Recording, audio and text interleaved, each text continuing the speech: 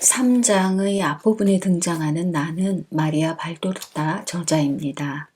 3장 앞부분에서는 환상과 받아쓰기 과정을 그대로 묘사하며 그 뒤로 안나와 요아킴이 성전에서 기도드리는 이야기가 전개됩니다. 하느님이시오 사람이신 그리스도이시 1권 3장입니다.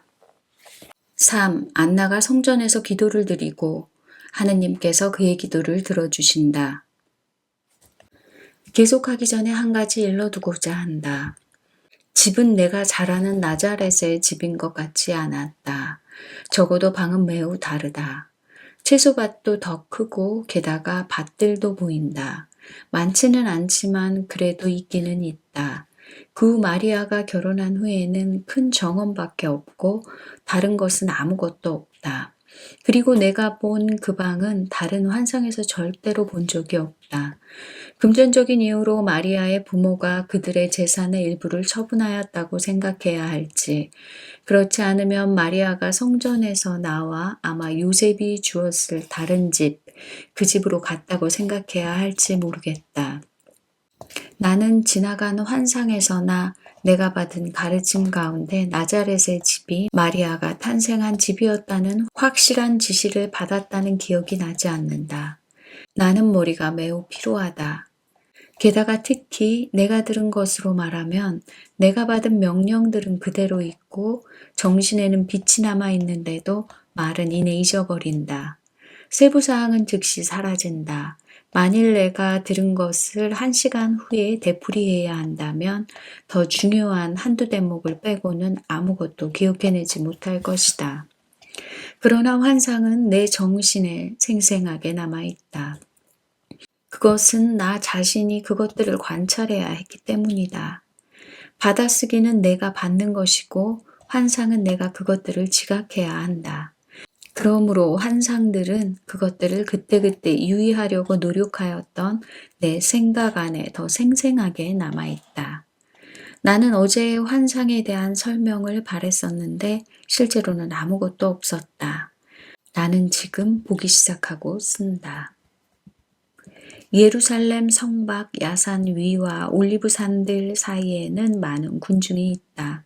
엄청나게 큰 장터 같았다. 그러나 작업대도 없고 가게도 없으며 허풍선이와 장사꾼들의 목소리도 들리지 않는다. 노름도 없다.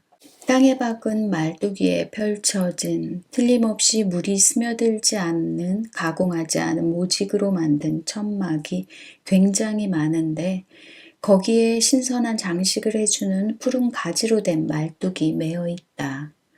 다른 곳에는 땅에 생생한 가지들을 박아서 푸른 작은 회랑같이 된 장막들도 있다. 각 천막 아래에서는 각 연령층과 각 계층의 사람들이 조용히 이야기하는데 그 조용한 분위기를 깨트리는 것은 오직 어떤 어린아이의 우는 소리뿐이다. 황혼이 내려오고 벌써 기름등잔의 불빛이 이 이상한 천막촌 여기저기에 희미한 빛을 던진다. 불빛 둘레에는 가족들이 땅바닥에 앉아 식사를 하는데 어머니들은 가장 어린 아이들을 가슴에 안고 먹는다.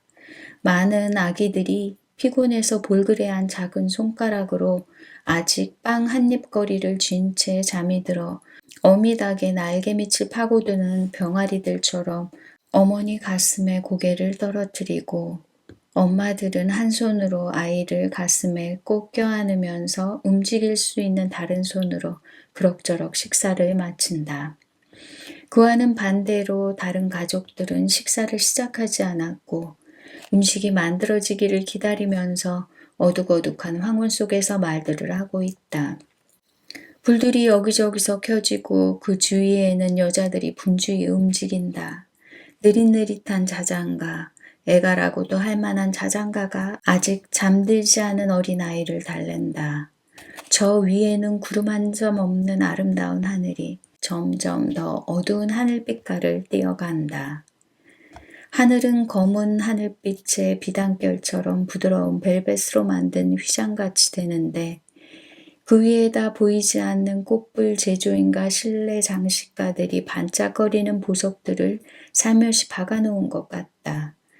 어떤 것들은 왜 따로 떨어져 있고 어떤 것들은 이상한 기하학적인 형태로 모여 있고 그 가운데 달구지 모양을 하고 있는 큰 곰 별자리와 작은 곰 별자리가 빛나는데 그 달구지체는 수들의 멍에를 벗기고 나서 그대로 땅에 미끄러매어 있다. 북극성은 한껏 빛나고 있다. 드물게 보는 아름다운 10월이군 하고 말하는 남자의 굵은 목소리가 들려왔기 때문에 나는 지금이 10월이라는 것을 알게 된다. 안나가 우리네 빵과자와 같이 넓고 판판하게 큰 접시 노릇을 하는 빵에 펼쳐놓은 물건들을 두 손으로 들고 어떤 천막에서 온다. 안나의 치마에는 알페오가 매달려오며 작은 어린애 목소리를 낸다. 잎이 우거진 작은 오두막집 문지방에서 요아킴이 어떤 30대의 남자와 말을 하고 있는데 그 남자에게 알페오는 멀리서 아빠하고 아는 체를 한다. 요아킴은 안나가 오는 것을 보고 서둘러 등불을 켠다. 안나는 쭉 늘어선 오두막집들 사이를 여왕처럼 지나간다. 왕자답지만 겸손한 태도이다. 안나는 어떤 사람하고도 거만하지 않다. 안나는 어떤 가난한 여자, 진짜 여자 거지의 어린아이가 서투른 걸음으로 비틀거리다가 바로 자기의 발 앞에서 넘어진 것을 일으켜준다. 어린아이는 작은 얼굴이 흙투성이가 되어 온다. 안나는 어린아이를 닦아주고 위로하며 달려온 어머니에게 돌려준다. 안나는 말한다. 오, 아무렇지도 않아요. 다치지 않아서 기뻐요. 예쁜 아이로군요. 몇 살이지요? 3살입니다. 끝에 둘째 놈인데 얼마 안 있어 또 아이를 하나 낳게 됩니다. 저는 아들이 6 있습니다. 이제는 딸을 하나 가졌으면 합니다. 엄마에게는 딸 하나 있는 것이 큰 것입니다. 지극히 높으신 분께서 당신을 대단히 위로하셨군요. 하고 안나가 한숨을 쉰다. 그러니까 그 여자는 이렇게 말한다. 그렇습니다. 저는 가난합니다. 그렇지만 우리 아이들은 우리들의 기쁨이고 제일 큰 놈들은 벌써 우리 일을 도와줍니다. 그런데 마님은 자녀가 몇이나 있습니까? 하나도 없어요. 하나도 없어요? 저 아이는 마님의 아이가 아닙니까? 아니요. 아주 마음씨 착한 이웃 부인의 아이지요. 마님의 아이들은 죽었습니까? 그렇지 않으면 나는 아이를 가져본 적이 없어요. 어머, 가난한 여자는 불쌍하다는 태도로 안나를 쳐다본다. 안나는 한숨을 쉬며 그 여자에게 인사를 하고 그의 오두막으로 온다. 여보, 기다리게 했군요. 어떤 가난한 여자와 이야기를 했는데 아들을 6이나 두었다는군요. 글쎄 그런데 얼마 안 있어 아기를 또 낳는데요. 요아킴이 한숨을 쉰다. 알페오의 아버지가 아들을 부르니 아들은 이렇게 대답한다. 난 안나 아줌마하고 있으면서 도와줄래. 그래서 모두들 웃기 시작한다. 가만히 두세요. 방해가 되지 않으니까요. 이 애는 아직 율법을 지킬 의무가 없어요. 여기 있으나 거기에 있으나 그저 먹는 작은 새에 지나지 않아요.